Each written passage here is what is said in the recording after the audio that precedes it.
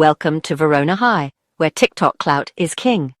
Verona High wasn't just a school, it was a content house with questionable funding. Neon lights flickered over peeling paint, illuminating hallways where TikTok dances were the only approved form of PE forget good grades.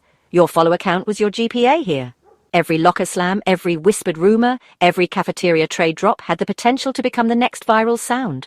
The pressure to perform, to be seen, to be online, hung heavier than the smell of cheap vape juice and desperation. It was a beautiful, chaotic mess, always one poorly choreographed dance challenge away from a full-blown meltdown, which honestly just meant more content. The Montagues were the alt kids, the self-proclaimed rebels. Think thrift store chic, but make it expensive somehow. They listened to emo rap that sounded like a dial-up modem having an existential crisis. Their Instagram feeds were a curated mess of grainy photos, angsty poetry, and blurry concert videos. They were anti-establishment, or at least that's what their carefully crafted bios claimed. Their main hobby? Hating the Capulets with a passion usually reserved for slow Wi-Fi or parents who ask, "Who are you texting?" It was a generational beef, updated for the digital age, played out in comment sections. Then you had the Capulets. Oh, the Capulets. They were the coastal elites, even though Verona was landlocked. Designer everything, from their hydro flasks to their ironic Crocs. Their aspirations were less about changing the world and more about getting that sweet, sweet brand sponsorship.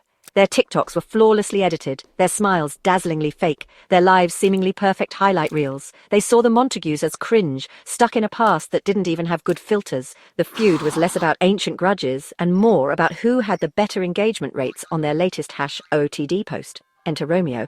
Bless his heart, a Montague, obviously. He was a soft boy poet, the kind who unironically used the word aesthetic.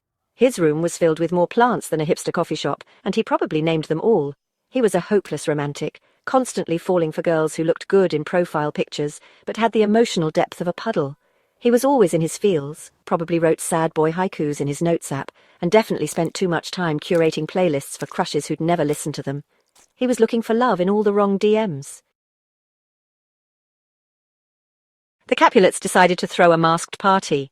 The theme was Mysterious Masquerade, but it really meant wear a cheap mask and get lit. It was their attempt at old money sophistication, a desperate flex to prove they had culture beyond unboxing videos.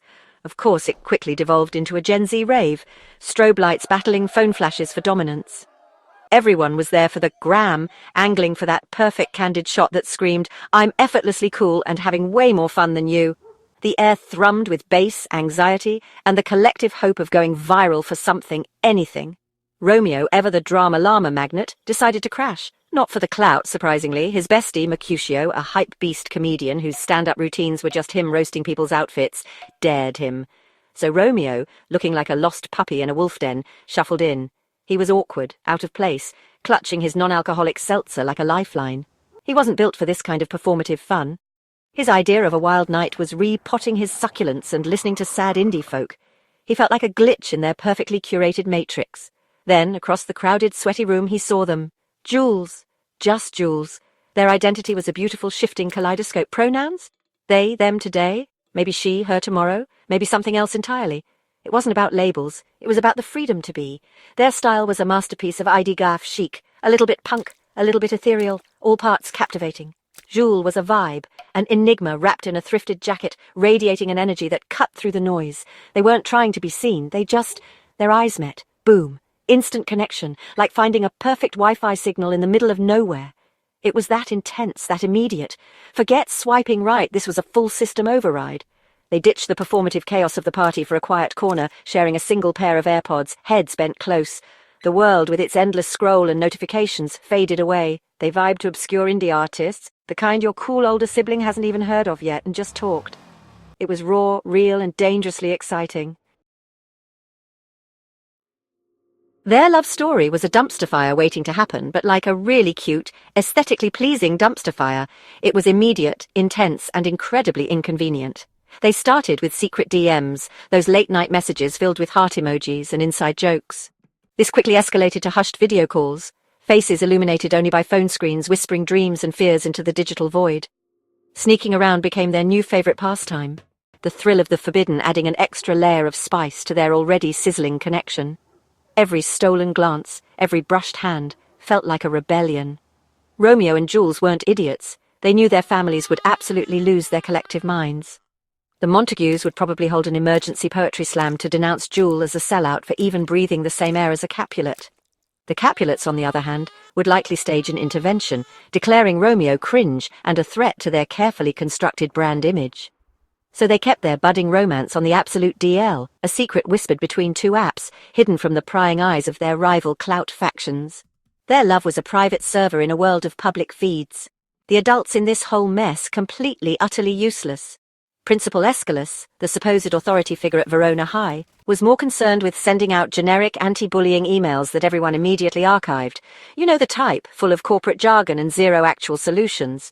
The parents were too busy navigating their own midlife crises, trying to relive their youth through questionable fashion choices, or meticulously curating their Facebook profiles to project an image of domestic bliss that fooled absolutely no one. Actual parenting was a forgotten art form. Enter Friar Lawrence, the school's so-called guidance counselor. He was less guidance, more vibes. Think stoner priest, if priests wore ironic band tees and had a perpetual cloud of mango-scented vape smoke around them. His advice was as hazy as his office, filled with vague platitudes and non-committal shrugs. When Romeo and Jules, high on love and questionable decision-making skills, asked him to marry them, he just took a long drag from his vape and said, "Kinda lit, fam?" But also like, whoa, heavy. He agreed to officiate the secret ceremony in his messy office, probably between a mindfulness seminar and a D&D campaign. Naturally, because this is Verona High and not a rom-com with a guaranteed happy ending, things went spectacularly sideways.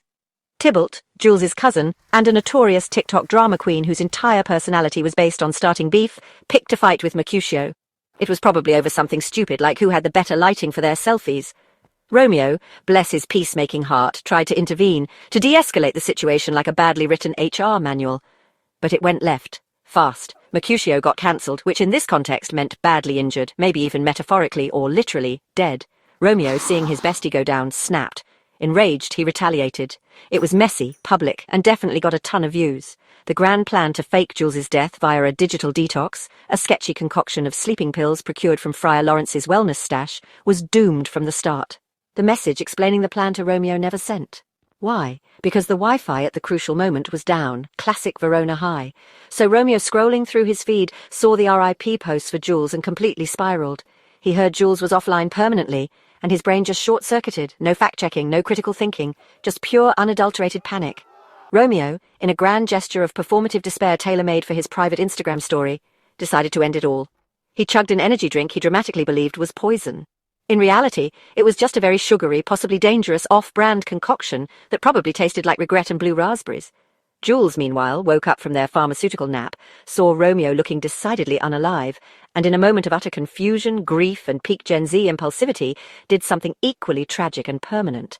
Maybe it was a viral TikTok challenge gone horrifically wrong. It was all very public, very messy, very them. So what was the takeaway from this dumpster fire of a love story? Was it true love, a cosmic connection thwarted by fate and feuding families, or were Romeo and Jules just two deeply traumatized kids, caught in the crossfire of generational drama and the desperate, crushing need to forge an identity in a world that demands constant performance and validation? Maybe it was a bit of both. The real moral of the story, kids. Therapy is way cheaper than a funeral, and probably more effective than a vape-puffing friar. And remember, tragedy, much like gender, is a spectrum. Choose your battles, maybe log off sometimes, and for heaven's sake, check your Wi-Fi signal before making life-altering decisions.